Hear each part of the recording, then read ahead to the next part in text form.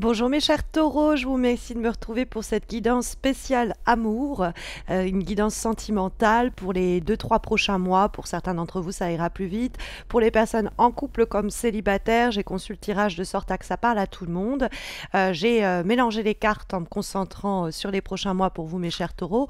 Je vais à présent les battre si je puis dire, mais en fait j'attends qu'une carte sorte du jeu et prenne la parole pour vous puisque nous allons tirer 5 cartes. La première énergie va nous permettre d'identifier vos besoins sur le trimestre à venir dans le domaine affectif, que ce soit vos attentes ou que ce soit ce dont vous avez besoin, pas forcément ce dont vous avez envie, mais ce que les cartes considèrent comme ce dont vous avez besoin puisque c'est une guidance. Et donc nous avons ici la première énergie qui va nous permettre de l'établir. J'ai recours au tarot de la sorcière moderne. J'avais utilisé sa version anglophone, mais la version française vient de sortir, donc j'y ai recours, c'est encore mieux. Et donc cette première énergie, mes taureaux, quand le tarot voudra prendre la parole pour nous dire, hop, voilà, nous désigner vos besoins et vos attentes, ça c'est vous. On va avoir ensuite l'autre personne, que ce soit votre partenaire, que ce soit quelqu'un sur qui vous avez des vues, ou quelqu'un que vous allez être amené à rencontrer sur le trimestre à venir, et ça va nous renseigner sur ses besoins à cette personne, hein. L'autre de quoi elle a besoin, quelles sont ses attentes. Ça va nous permettre de voir si au fond on est aligné avec la personne que l'on porte dans son cœur ou que l'on viendra à rencontrer. Donc ça, ce sont les deux premières énergies qui vont nous permettre de l'identifier. On va avoir ensuite une troisième carte qui va nous permettre cette fois-ci d'identifier vos forces pour avancer sur le domaine amoureux, vos qualités ou plus simplement les qualités de la relation à proprement parler, que ce soit à titre personnel pour pouvoir avancer sur le plan affectif ou que ce soit plus oups, bah voilà, sur le plan de la relation en elle-même, les forces de la relation. Donc ça, c'est la troisième énergie. La quatrième carte, elle va, par effet de miroir, nous parler des faiblesses, que ce soit des attitudes, des situations, voire des personnes qui peuvent affaiblir votre vie affective, voire les faiblesses de la relation tout simplement elle-même. Et ça va être donc la quatrième énergie. On va voir cette fois-ci comment elle communique avec les faiblesses. Est-ce qu'on a les outils finalement pour combattre les difficultés? Voilà, c'était le 5 de bâton. Et la dernière énergie va quant à elle nous permettre d'étudier la potentialité d'évolution de votre vie affective ou de cette relation déjà en cours ou à venir, hein. Donc, hop, ouh, et bah, très joli énergie, on va pas s'en plaindre. La lame du soleil. Bon, alors on va découvrir les autres. Donc celle qui vous ressemble, correspond, celle qui correspond à l'autre, la tempérance. On va avoir ensuite la carte de la maison Dieu et on avait le 5 de bâton. Donc on a 2-5, on a beaucoup de lames majeures, hein, il faut le signifier, parce que souvent les lames majeures vont nous parler d'événements importants, ça va secouer au cours du trimestre à venir.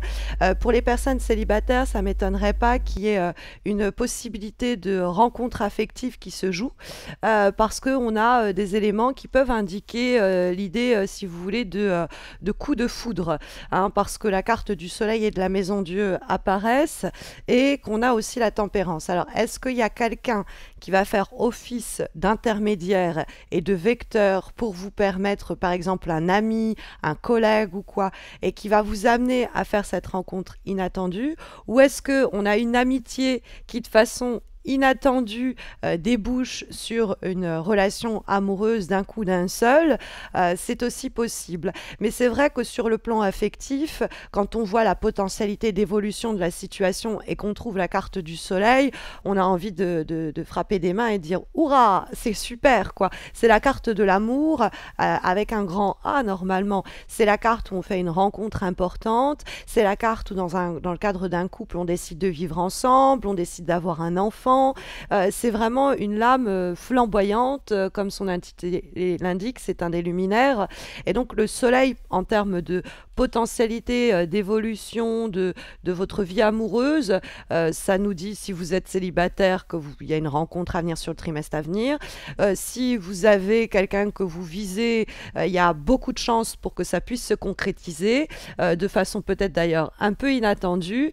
Et pour les personnes déjà en relation, il y a peut-être le besoin aussi, qui sait, de purger un peu la situation par un dialogue essentiel et nécessaire qui va permettre de plus beaux jours, des jours un peu plus heureux, on peut plus simplement sinon signaler.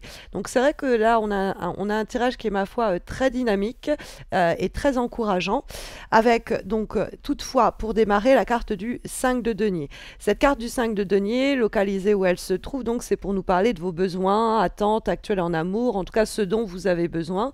Et le 5 de denier, c'est une carte d'une situation affective qui normalement s'est appauvrie. Hein, il y a le sentiment de quelque chose qui se dégrade au lieu de s'améliorer ou de s'enrichir.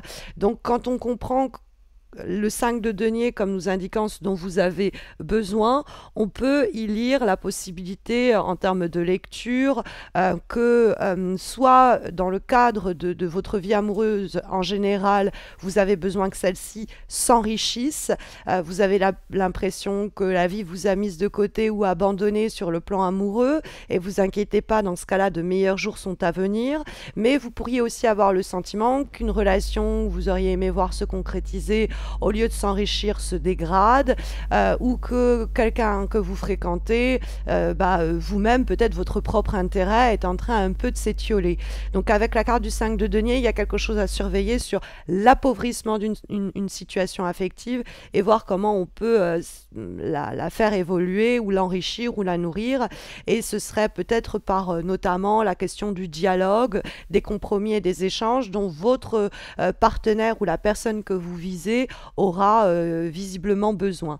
La carte de la tempérance va effectivement décrire les besoins de votre partenaire ou de la personne désirée, sinon celle que vous rencontrerez. C'est une lame majeure, la première qui surgit. Et la carte de la tempérance, ça peut nous dire qu'on a besoin de dialogue, qu'on a besoin d'écoute, qu'on a besoin de compromis, qu'on a besoin d'échanges, où on se retrouve à mi-chemin.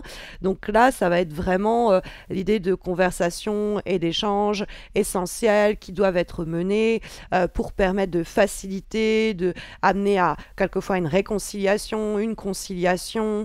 On peut avoir effectivement avec la carte de la tempérance aussi quelqu'un qui ne veut pas qu'une histoire amoureuse, qui a aussi besoin d'un support en termes d'amitié. On a quelqu'un qui a besoin autant d'un amant ou d'une amante que d'un ami ou d'une amie. Hein, on pourrait avoir quelque chose de ce type-là avec la carte de la tempérance. On a quelqu'un aussi qui a besoin qu'on lui donne un peu de l'est, qu'on par le dialogue, qu'on lui dise ce dont on a besoin, mais qu'il se sente aussi entendu ou que cette personne se sente écoutée. Donc il y a un besoin de compromis, d'écoute et de dialogue de son côté pour faire avancer les choses. Et peut-être aussi d'y aller tranquillement. Il y a l'idée d'être un peu pondéré, hein, c'est tempérer la tempérance. Donc bon. On va avoir ensuite la carte de la Maison Dieu qui va nous parler des forces de cette situation.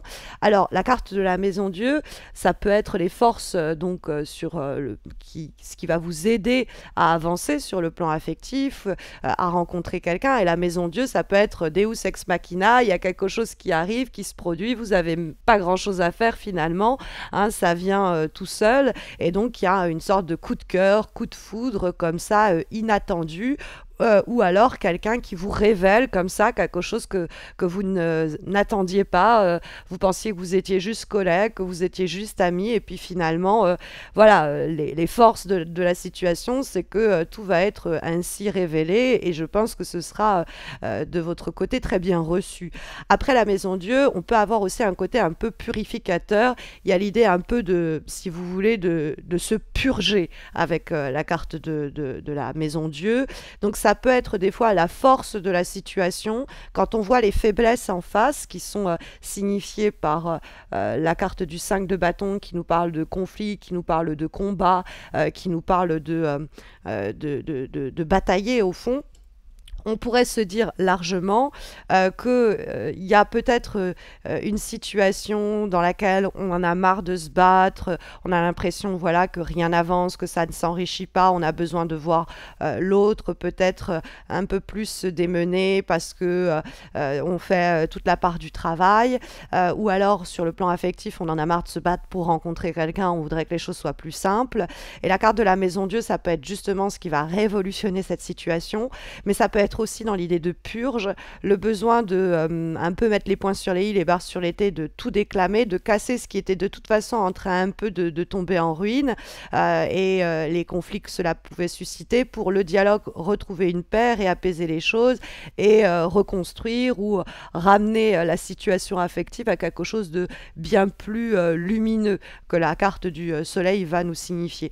Parce que le 5 de bâton qui va permettre d'identifier les blocages qui empêchent une relation d'avancer dans ses projets ou à une relation d'évoluer dans le sens de la concrétisation, ou tout simplement qui empêche votre vie amoureuse d'évoluer, de rencontrer quelqu'un, ça peut être le 5 de bâton, c'est l'idée, je me suis suffisamment battue comme ça, j'ai envie un peu de baisser les bras, baisser les armes, j'en ai marre, je veux que les choses se fassent plus simplement, et du coup, en fait, c'est ce que le trimestre va vous amener, parce qu'il y a quelque chose quand même avec la Maison Dieu qui intervient, si vous voulez, et qui modifie la donne. Ça peut un peu secouer, mais c'est tant mieux, hein.